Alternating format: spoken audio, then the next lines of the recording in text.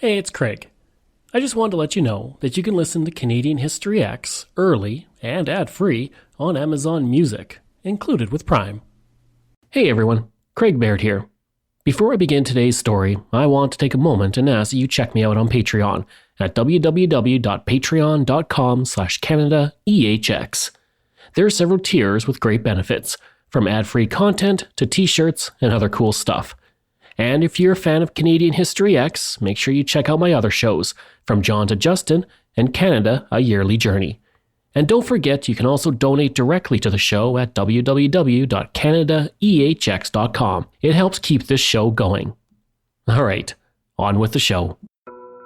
A listener's note. The following episode contains coarse language, adult themes, and content of a violent and disturbing nature, and may not be suitable for everyone. Listener discretion is advised. Before I begin, I'd like to take a moment to acknowledge that this episode you're about to hear was recorded on Treaty 6 land. And a quick warning, some language used to describe Indigenous people in this episode is archaic and can be offensive to some listeners, but we're using them because in reference to how these were perceived at the time.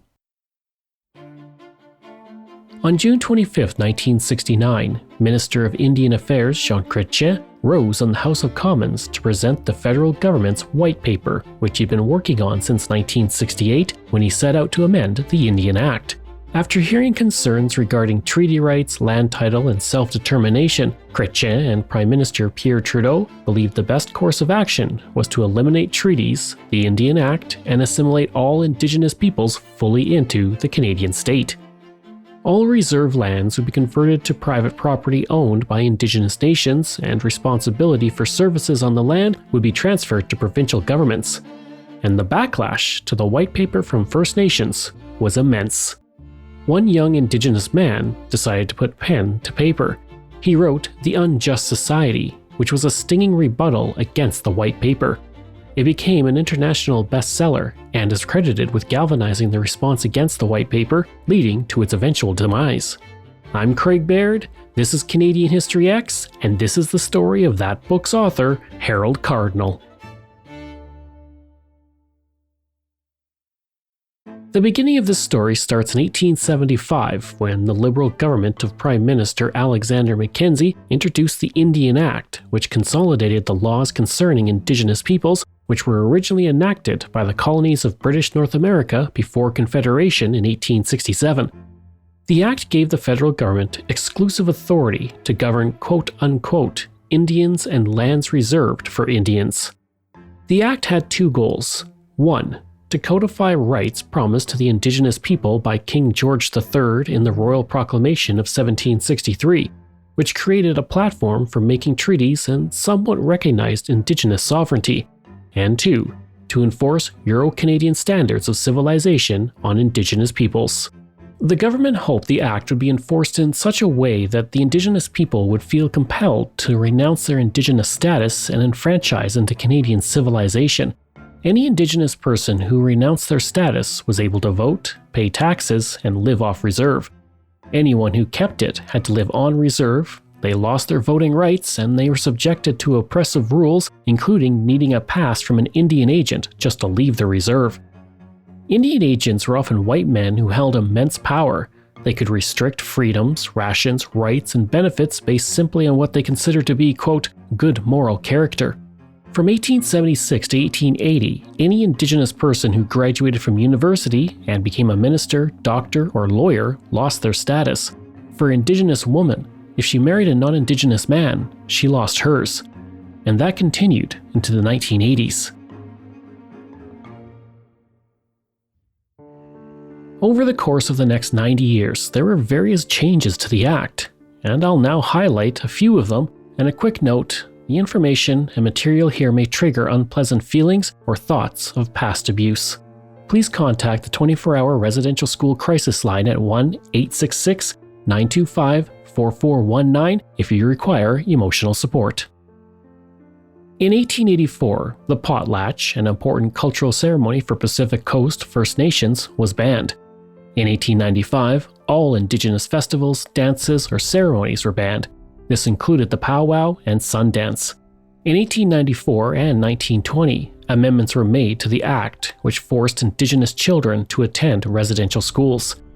The goal of these schools was to force assimilation into Canadian culture on generations of children. In 1914, Indigenous dancing off reserve was outlawed, and in 1925, all Indigenous dancing was outlawed. In 1927, the Act made it illegal for any First Nation to solicit funds to pursue a land claim. Today, these actions are considered an act of cultural genocide.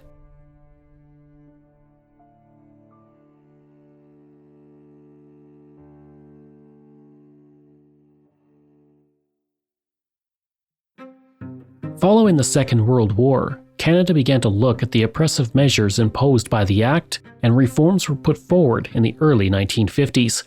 On January 20th, 1951, the Indian Act was amended to remove the ban on the potlatch and sun dance. It also allowed land claims to be made against the government. Women were also able to finally vote in banned elections.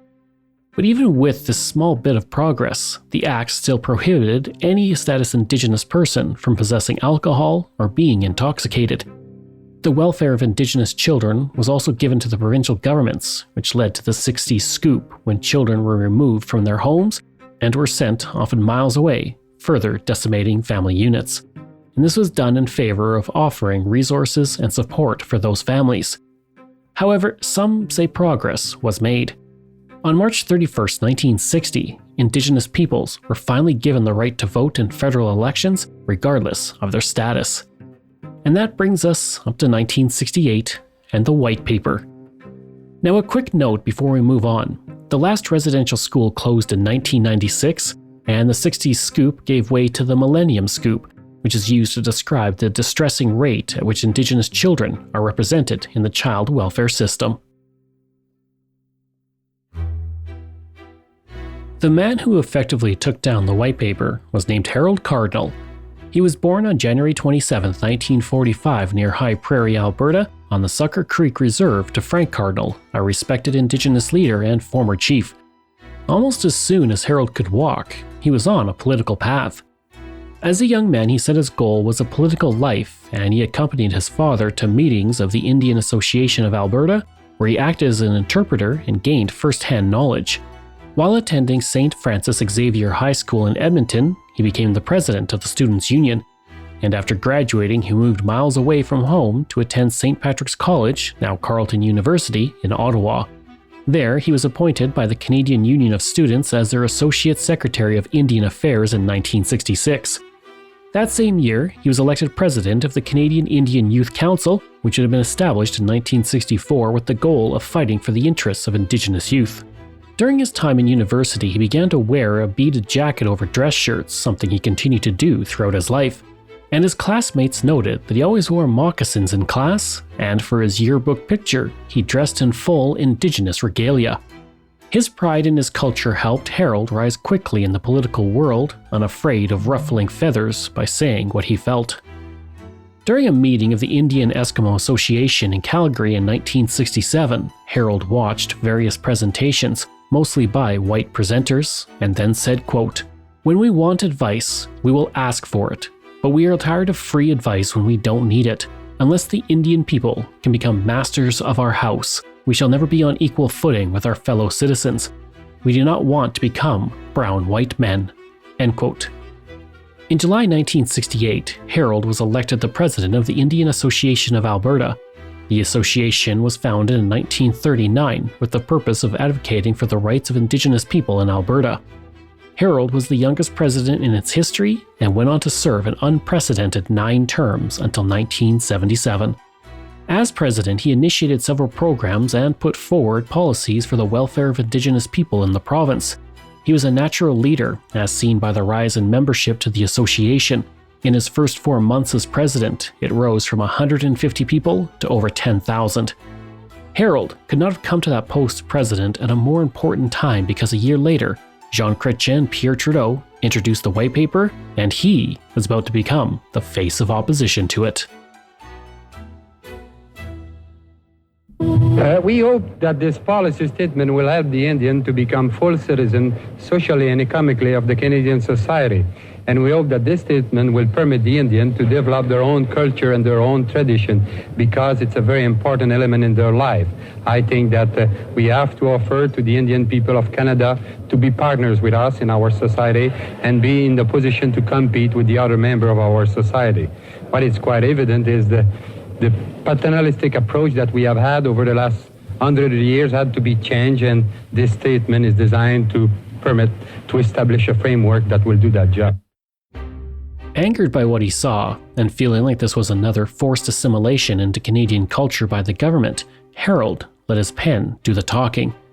To prepare his response, he went to 41 different First Nation communities in Alberta to get their opinion. And once he saw the condemnation of the white paper was nearly universal, he got to work on his magnum opus. In 1968, he released An Unjust Society. The title was a play on the phrase by Pierre Trudeau when he put forward the landmark amendments to the Criminal Code. On the very first page, Harold cut into this phrase by writing, "Now at a time when our fellow Canadians consider the promise of the just society, once more the Indians of Canada are betrayed by a program which offers nothing better than cultural genocide." He called the white paper a, quote, "white paper for white people created by the white elephant." He characterized the government proposal as a thinly disguised program of extermination through assimilation, stating that for the government, quote, "the only good Indian is a non-Indian."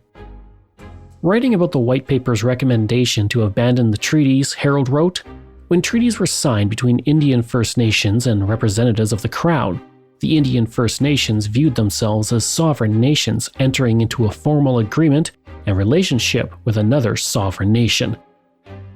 He also contrasted the government's efforts to save various species at the time with its disregard for the Indigenous peoples.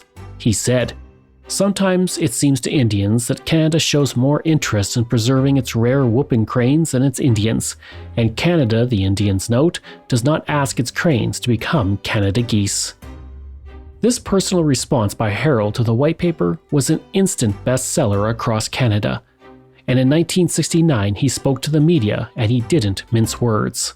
The policy paper is probably one of the most clever pieces of documentation that I've ever seen politically. It's aimed at the white people who are bigoted, who hate Indians. They'll be able to turn around and say, "Oh, those damn Indians will stop getting everything for nothing now." And it's aimed, I think, and here is where it's more dangerous, at the small L white liberal Canadians. Because there's this phraseology of freedom and equality that gets thrown in, and it's pretty difficult for a person to, especially a white person, to argue against this type of thing, because this places him in a position of being a reverse racist type of thing. Although a bestseller, the book was not without blowback. Harold suddenly found himself on the national stage, sharing a table with Jean Chrétien in newspaper photos, and many in the media called Harold a militant for his rhetoric. Jack Richards, a columnist with the Vancouver Sun, was particularly harsh when he said, "Harold Cardinal is no different than any other bigot, white, red, black, brown, or yellow." But some praised Harold's efforts. Gordon Aylborg of the Edmonton Journal wrote, "This young president of Alberta's Indians is a credit to the great speakers of history." Release of the Unjust Society and the accompanying pressure caused the government to reverse its decision on implementing the white paper and eventually abandon it altogether in 1970. Meanwhile, Harold's book went on to inspire a generation of Indigenous people to take pride in their culture. And Harold, well, he was just getting started. For nearly a century, there's been various attempts to form an overarching Indigenous organization that spanned the country and advocated for the interests of First Nations. Regional Indigenous organizations had existed, including the Grand Indian Council of Ontario and Quebec, established in 1870, and the Allied Tribes of BC, established in 1915. Then there were the attempts by Fred Loft, an Indigenous First World War veteran who came home from the war and wanted to build something to advocate for the Indigenous peoples. He had seen many Indigenous soldiers in the war, who were constantly overlooked by their superiors for their bravery. And he established the League of Indians in 1919, which advocated for land rights and improved education for Indigenous people. Loft continually fought against Indian affairs to keep his organization running. He was refused opportunities to speak to Parliament, and there was no funding from the government. And when he died in 1934, the League of Indians died soon after. In 1961, the National Indian Council was formed to represent Indigenous peoples in Canada, but this collapsed in 1967 due to disagreements between status Indigenous, non-status Indigenous, and Métis. But following the collapse of the White Paper, a group of 11 prominent Indigenous leaders, including Harold Cardinal, formed a new organization, the National Indian Brotherhood. The first act of this new organization was to launch an alternative to the White Paper, and that response came from Harold. It was called Citizens Plus, and it was endorsed by 150 Indigenous leaders across Canada. On June 3, 1970, with the Indian Chiefs of Alberta, Cardinal presented it to Prime Minister Pierre Trudeau and his cabinet. The name for the paper came from the Hawthorne Report, which was a survey of the Indigenous peoples of Canada done in 1966. In that report, a line stated, "Indians should be regarded as citizens plus. In addition to the normal rights and duties of citizenship, Indians possess certain additional rights as charter members of the Canadian communities." The paper's official name may have been Citizens Plus, but it soon became known as the Red Paper. The paper asked federal authorities to admit their past mistakes and recognize historic treaties. It called for the preservation of Indigenous cultures, land rights, status, and traditions. And Harold wrote that recognition of treaties had to be binding. The paper also recommended that education be directed by a First Nations council. And when it came to the issue of land claims, Harold wrote that a commission needed to be established and created with full First Nations consultation. This commission would modernize treaties, review reserve boundaries, and prepare legislation.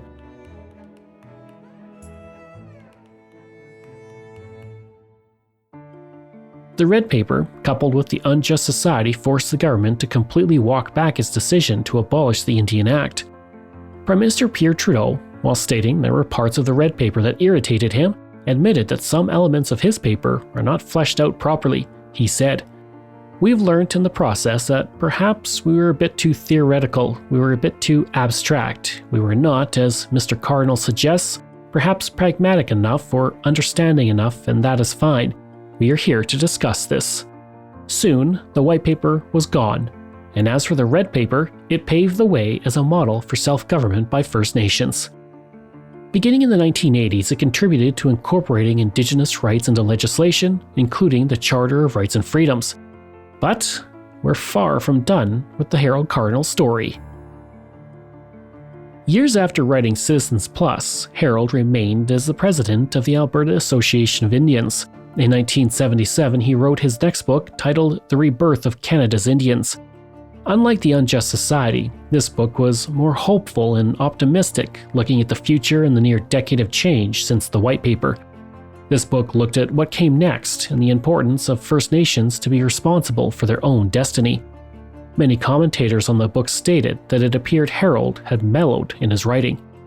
And it may have seemed that way, but there was still fire in Harold Cardinal's belly, and it would lead to his first setback. The same year The Rebirth of Canada's Indians was released, Harold was appointed as a regional director of Indian Affairs in Alberta. He was the first Indigenous person to hold this post, and within 7 months, he was removed from that post. During his tenure, it was alleged that Harold alienated people within the organization by condemning corruption on reserves and calling some chiefs, quote, village tyrants. His critics stated he had gone too far, too fast, and was bound to wash out. After his dismissal, Harold stepped away from the public eye. He moved to Assumption, Alberta, now called Cheta, located 800 kilometers north of Edmonton. Even though he had stepped back, Harold was still commanding for change. And Harold helped enshrine the rights of Indigenous peoples in the Charter of Rights and Freedoms in the early 1980s. He was also elected the vice chair of the Prairies in the National Indian Brotherhood in 1983. In 1985, he began to work with the Prairie Treaty Nations Alliance with the goal of asserting treaty positions and ensuring the federal government upheld specific rights guaranteed in those treaties. Harold was asked to negotiate an agreement to renovate Treaty 8, which covers northeast British Columbia, northwest Saskatchewan, and all of northern Alberta. Unfortunately, a promising start led to failure, and Harold pulled away from Indigenous politics once again and went on a long period of reflection. During this time, he met with elders to determine his next steps, and that's when he decided to obtain a law degree and study at the University of Saskatchewan and then complete it at Harvard. By this point, the 1990s had dawned, and Harold started to work behind the scenes as a manager for First Nation bands in Alberta. He consulted them in land claims and negotiations with the government on a variety of matters. He also contributed to the Royal Commission on Aboriginal Peoples, which was established in 1991 following the Kanesatake Resistance a year earlier. That event, also called the Oka Crisis, was a 78-day standoff from July 11, 1990 to September 26, 1990 that involved Mohawk protesters who blocked the expansion of a golf course on traditional land.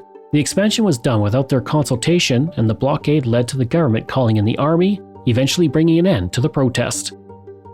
By the mid-1990s, Harold had become an elder statesman of Indigenous politics and a man who had helped inspire major changes in how the federal government worked with First Nations. And Harold was finally about to get the recognition he deserved. In 1999, he was awarded an honorary doctorate from the University of Alberta for his unique achievements in leadership, public policy, and law. In 2000, he was once again putting pen to paper and wrote, "Treaty Elders of Saskatchewan, our dream is that our people will one day be clearly recognized as nations." He co-wrote the book with Walter Hildebrandt, a historian and poet from Brooks, Alberta. The book brought together the voices of many Saskatchewan elders to provide an Indigenous perspective on treaties and treaty rights. During the 2000 federal election, Harold realized a dream he had since his youth. He ran for the Liberal Party in the Alberta riding of Athabasca, where he finished second with 28% of the vote behind Dave Chatters of the Canadian Alliance. And 1 year later, in 2001, Harold received the National Aboriginal Achievement Award. This award, now called the Inspire Award, was presented for Harold's lifetime of work advocating for Indigenous peoples. Other recipients include artists Kennewack Ashevak, musicians Buffy Sainte-Marie and Robbie Robertson, and Senator Murray Sinclair. On June 2, 2005, Harold was awarded a Doctor of Law degree from the University of British Columbia. A day later, on June 3rd, Harold Cardinal died of cancer. He died a day before a planned banquet in his honor was to take place in Edmonton, which wasn't cancelled at his request. At his funeral, over 800 people attended to pay their respects as his coffin was carried in a wagon led by a team of horses.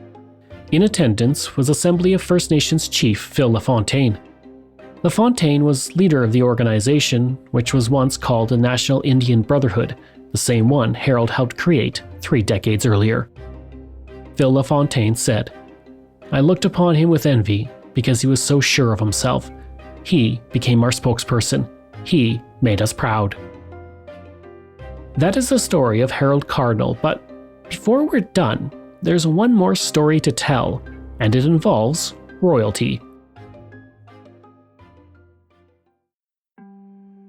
On July 5, 1973, Harold Cardinal stood at the entrance to a teepee in Calgary. He held the entrance flap open as Queen Elizabeth II emerged. She was there to celebrate the centennial of the Royal Canadian Mounted Police, and Harold was given the opportunity to privately speak with the Queen, who was on her final stop of a 2-week tour of Canada.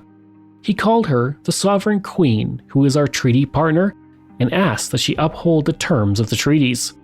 In response, she said, "You may be assured that my government of Canada recognizes the importance of full compliance with the spirit and themes of the treaties." Whether or not that was the case, as we look back over the past 50 years since that meeting, remains up for debate.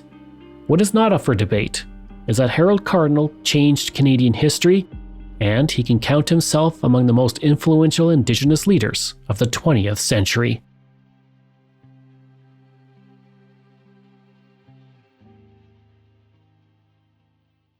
I hope you enjoyed that episode and my look at Harold Cardinal. Next week, we're looking at the Dion quintuplets. Information from Canadian Encyclopedia, Calgary Herald, Inspire, Ivy Panda, New Federation, UBC, Ottawa Citizen, Edmonton Journal, Vancouver Sun, and the Calgary Albertan. This show is researched, produced, and written by me, Craig Baird, with the help of Dila Velasquez. Audio production and design by Rosalind Kufor. If this is your first time listening and you like what you heard, please take a moment and give us a 5-star review to help other people find these amazing stories. And there are so many for you to sink your teeth into. If you enjoy this podcast, then please check out my other podcasts, From John to Justin, Canada, A Yearly Journey, Pucks and Cups, and Canada's Great War. We love hearing from you, so if you have a show topic you want me to cover, email me at craig@canadaehx.com or stop by my website and social media. I'll include all of those in my show notes. Until next time, I'm Craig Baird, and this is Canadian History X.